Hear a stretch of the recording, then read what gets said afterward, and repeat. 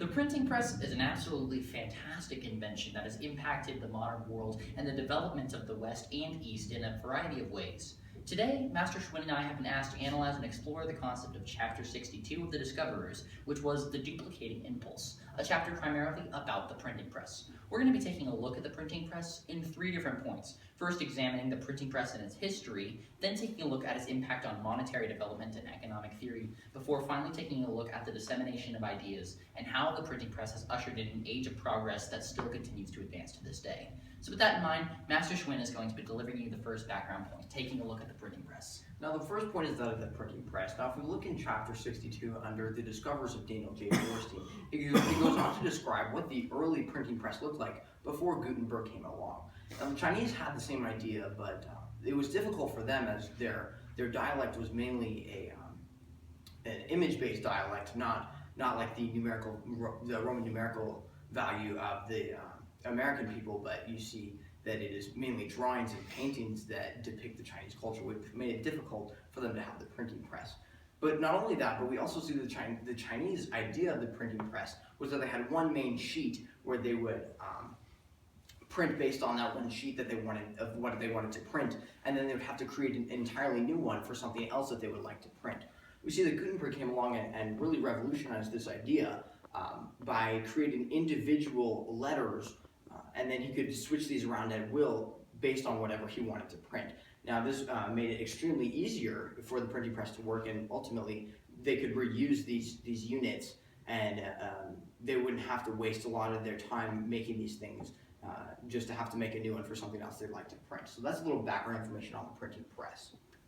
So with that understanding of how the printing press works and its brief history, we're going to be taking a look at first at its negative impacts before Master Schwinn addresses its positive impacts. So one thing that the printing press has never been able to escape from, or wasn't able to escape from in the words of Daniel Borstein, was its association with unsound currency. When Marco Polo visited China and Mongolia and sat in the court of Kublai Khan, he was amazed by the practice of printing money out of nothing, inflating or depreciating a paper currency that the Khan had issued.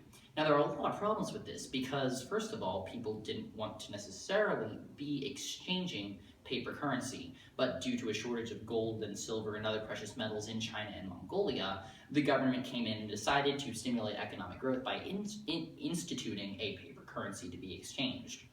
The issue with this was nobody wants to be trading something that doesn't have any value, so in fact the Khan put in a law that executed anyone by death if they traded on another currency than their paper money.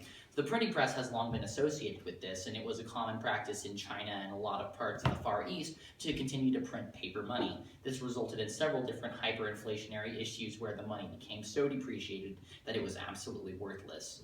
Issues like that continue to this day in America, where it's not the printing press's fault per se, but the ideas that the printing press created allow the institution of Keynesian economic policy, whereby we try to stimulate economic growth by inflating our money, essentially, inflating our prices through the depreciation of currency, which ultimately undermines individual purchasing power and steals from us our rights to our own property because our money becomes less valuable over time.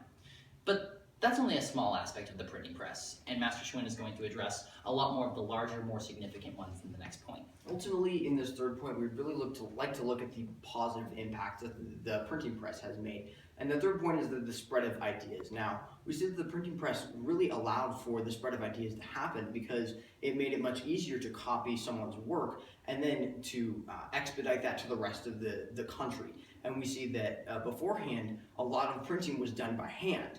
And no pun intended, but a lot of the time books were written by hand, and then as the printing press really came into play, we could see that this really increased the amount of knowledge that was given to the general populace at a much quicker rate.